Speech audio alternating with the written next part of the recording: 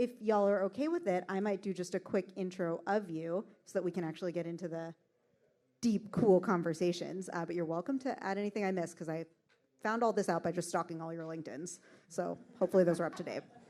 But I am joined by Anna right here, who is the founder, executive director of Good Dollar, which is one of the leading dApps providing crypto UBI to thousands of people worldwide, which is incredible. Also leads Web3 strategy at eToro. Next to her is Lauren, who co-chairs the Crypto Sustainability Coalition at the World Economic Forum, and is also the co-founder of Cradle, the crypto research and design lab, which I told her right before this panel, I fangirl over everything they put out. So thank you so much for joining us. Then we have Charlie, who heads carbon and sustainability solutions at Chainlink and is focused on connecting the world's data to blockchains.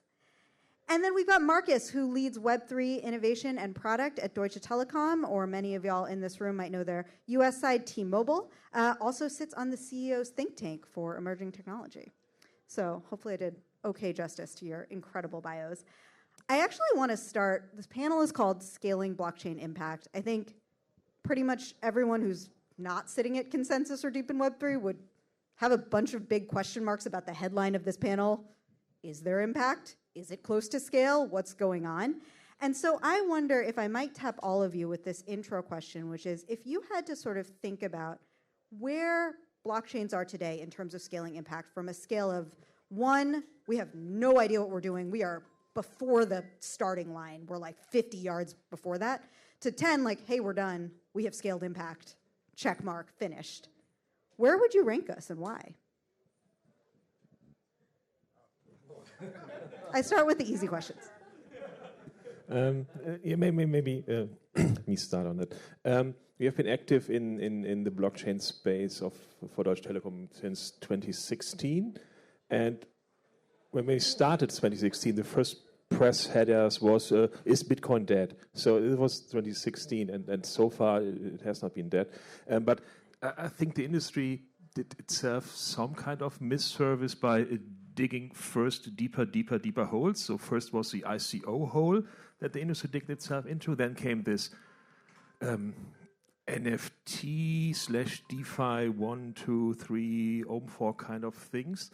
And then all these greed stuff around FTX happening. So we used the first couple of years to dig ourselves into a very deep hole, which we now have to re-emerge from. That's what my take, and then the real use cases, getting Web3 into the hands of true users will be the way how we can scale it up again. And I sense the industry is getting to their senses to an extent. You know, seeing here ReFi and equality, prosperity use cases really taking the lead there now, and this is where I see the scaling will happen. Yeah, I think we're still early in the first innings, and that's a baseball innings, not a cricket innings. We've still got an awful long way to go, but I think we're demonstrating some very powerful proof of concepts that can deliver serious social impact. So obviously the last panel touched a lot on digital carbon. That extends, I think, into a whole range of digital environmental assets that we're starting to see being tokenized and putting a value on those environmental assets, and obviously a lot greater transparency. And then I think the other area in terms of social impact is sort of enabling new business models through greater reach, through more cost-effective reach. And the sort of obvious one that I see that comes to mind is around sustainability-related insurance, parametric insurance that Web3 is facilitating. So again, the previous panel touched on Lemonade and being able to deliver that sort of crop insurance to farmers in Africa. So that sort of model, we're seeing rolling out quite rapidly, which wasn't cost effective to do through traditional manual means, which sort of automation through smart contracts and blockchains. That's just enabling new ways of doing business, but still super early. But these are critical building blocks that we're testing out. I'm going to give it a hard 3 on a scale of 1 to 10. I think that, and I'm going to flip it That's because generous. well, because I mean, I'm a product person and a designer, and so I'm usually brought in after technology's been deployed and people realize that it's catastrophic, and or hey, the people aren't coming, what's going on, or our competitors are beating our butts. And the fact that we are starting to ask these questions about at this stage of nascency of the technology, and that people are coming in to think about it, I think is really positive. But I think the fact that we're still talking about the technology's advancement is problematic. We should be talking about what are the use cases that best benefit from the technology. And so I think we're starting to get there. And I start to hear the conversations at these conferences talk a lot more about the applications that make sense for blockchain versus other technologies. So that gives me hope. So that's why I think I don't know in terms of implementation impact, but I think the kind of miasma feels like it's on the right trajectory, and it's not a one. I think there are a lot of reasons to be optimistic. Let's put it that way. I think what we've seen to date, I think what you recounted really well, is blockchain and crypto has it's been solutions in search of a problem, if you will, and that's a lot of what we've seen. And the opportunity is that there are a lot of big problems, intractable problems, problems that could use better incentive design, that could use more efficient systems, whether we're talking about finance, whether we're talking about financial products like insurance, whether we're talking about climate and creating the right incentives there. So I think that there's tremendous opportunity for blockchain and crypto solutions to be really compelling, superior solutions that contribute to solving those problems. But most of what we've seen to date have really been novelty products and solutions kind of running around technology for technology's sake. And so there are a lot of problems. They're linked to use cases. In many cases, blockchain actually can be really superior, but we as builders and as an industry need to focus on those areas where we can actually prove out something that's fundamentally more interesting and better than the status quo, and we haven't really succeeded at that. But there's more people talking about these issues and really looking at the bigger picture where blockchain can make a real impact than ever before. And so that's good reason to be optimistic. These are amazing. I think I'm going to put the consensus of the panel at a 1.5. Because I feel like, Marcus, you started at a -2. Too generous for me. But all right, we're not a 9. We got work to do. We got things to build. You guys are starting to get at this, but I want to dive a little bit into this word impact, because I spend a ton of my time and my work thinking about, okay, what can we do with design to create impact? But impact has a different meaning to basically every single person you ask. And I think that's also true of the word ReFi. Sometimes when people are talking about ReFi, they are talking about very specifically about green financing, and that's where they're focused. Sometimes people are talking about economic prosperity and financial inclusion. And so I would love for you all to share a little bit from your work and how you think about, am I creating impact? What are you measuring yourself on? What are you looking at to say, we are creating impact or we're not? So I can start. So Good Dollar distributes, we do a crypto universal basic income. That means that we're trying to use smart contracts and tokenomics to actually prove out a use case for how you could distribute free money as a public good at scale. We've been building since 2020 and have onboarded 500,000 people around the world to using the Good Dollar. We actually deployed on Celo over the past month. We have around, I think, as of today, 30,000 people around the world claiming Good Dollar UBI on Celo, primarily from emerging economies where you have people who are super smart, super committed, super ambitious, consider themselves micro-entrepreneurs, and are looking for opportunities to create their own opportunities. And so we focus on, I would say, 2 big parts of impact. The first is onboarding. So how can we know that there are 5.5 billion people that are underbanked, underserved in terms of financial services around the world. We believe that these are the people that are most able to benefit from blockchain, and yet these are also the population that what exists in crypto has not been built for them, right?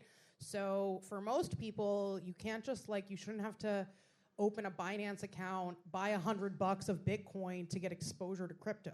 That's not the game. That's not the thing. And so the first part that we focus on with onboarding is actually how can we enable anyone who has access to the internet, so anyone who has a smartphone or anything, to actually get in the game and start to learn and start to experiment. And so the first thing is getting you into a non-custodial wallet and making sure that you have real tokens that you can begin to use on chain, right? So because we all know if you're in this world, crypto is you're learning constantly, you learn by losing, you learn by experimenting, and you need to enable people to actually learn by doing. So that's the onboarding component. The second component is actually, I'd say, more related to the universal basic income thesis, which is around, are we actually unlocking latent human and economic potential, which is the theory of UBI, right? And so that's more focused off of tracking transactions, right? So what is the amount of commerce that happens in Good Dollar Token? What is the amount of activity? Who are the people who are embracing it? And what types of things are they doing with it, right? And so that's really more focused off of the decentralized economy and building a global economy based around the currency. And so for that, we're measuring transactions, we're measuring volume. We see basically a 13x money multiplier effect on the UBI delivered, which is really optimistic because it shows that people are actually beginning to use their good dollars with their communities, with their peers to create businesses, whether it's buying and selling airtime or opening up stores or whatever. So that's how we think about impact, or the number of people that actually we're giving exposure to learn how to use blockchain and not have to pay to learn. And then the actual economy that we're trying to create, which is Good Dollar driving economic activity and enabling people to build things that they otherwise wouldn't be able to do. I'm happy to go in order. So I also advise a climate tech startup called Funga, which does mycelial restoration in forests, so in afforestation and reforestation projects. I found my mushroom nerd. Yeah, many mushroom nerds. What's up? And so I'm going to answer both social impact and environmental impacts. I think they're actually different. For social impact, I think it's people using it and having better options as a result than they had before. So quite simply, whether it's they have better access to markets, M-Pesa is a great example that everyone cites for mobile money, right? People had access to markets they didn't have access to before because of technology. That's impact. On the environmental impact side, it's similar. It's that people are using things and they have better environmental impact, but that they're also considering the ecosystem approach, and that the second and third order consequences are being considered, which is one of the biggest challenges with the current carbon markets. Is we've been able to get to a point where we have a distillation of something that's valuable and there's a global market, but the concept of co-benefits in at least nature-based projects is completely lost, and so we have a fragmented marketplace that doesn't really function at scale that well. So that's an impediment to it reaching impact. So that kind of fluency in the representation of both sides of that value chain and an understanding of them to kind of create something that works at scale is what I consider impact on the environmental side, thinking specifically again about ecological asset markets. I'm not sure I've got a huge amount more to add to what Anna and Lauren have said. I think it is measuring impact is as much a sort of Web 2 issue rather than a Web 3 issue. I think it's Web 3 provides a great environment to immutably record and perhaps to sort of course correct when things are out of line. But I think the core tools are coming more out of Web 2, certainly in the carbon and environmental markets, but generally, I would say they're more Web 2 tools that are then being recorded onto Web 3.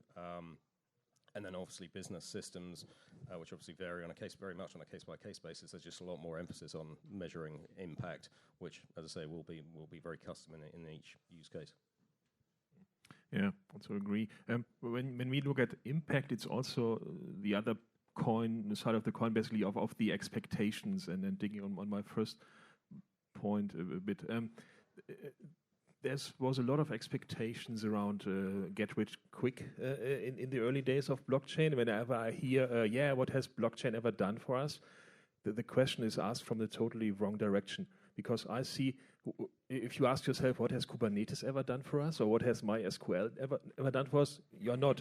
Yeah, blockchain is a database architecture to an extent with some special features you can build on top of it. But it's impact of blockchain. Most people coming now into blockchain will never know that they are using blockchain. Yeah, even not with which chain. So, and this is the thing you need to look at. What could you first principle thinking build with this new paradigms of blockchain infrastructure?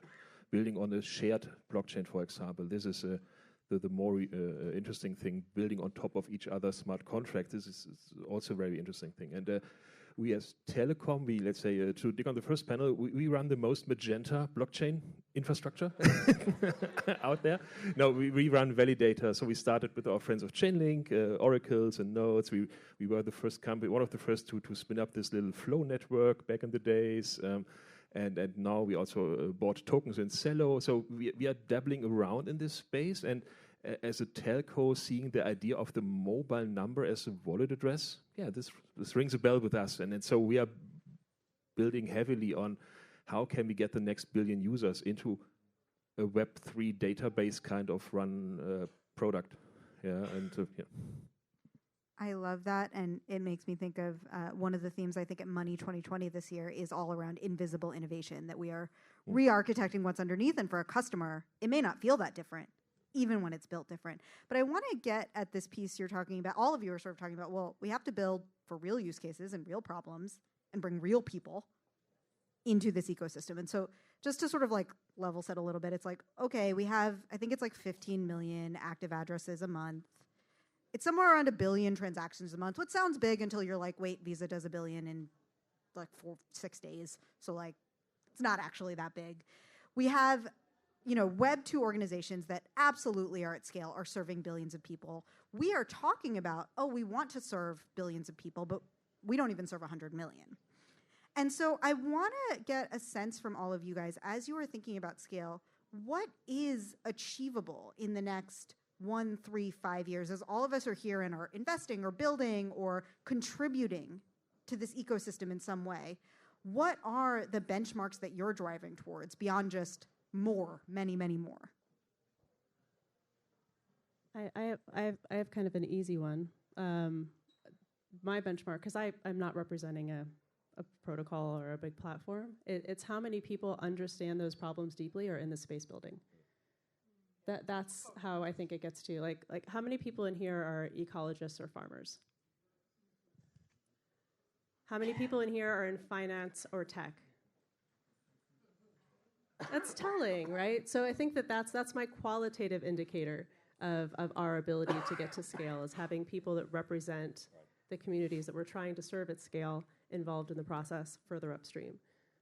And that's always the case in these sort of new technology cycles, that the parties with the deepest understanding of the customer are generally the ones that are the most successful. And I think we've been guilty, as we saw with Web 2 and Web 1, of trying to do everything all with the same technology. I think most successful solutions in 3 to 5 years' time will be very much a hybrid of on-chain, off-chain, Web 2, Web 3, and sort of using where appropriate and not trying to do everything entirely on-chain.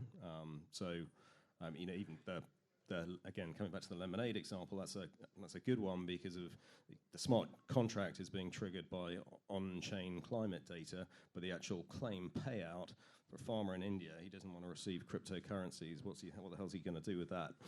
He needs real money.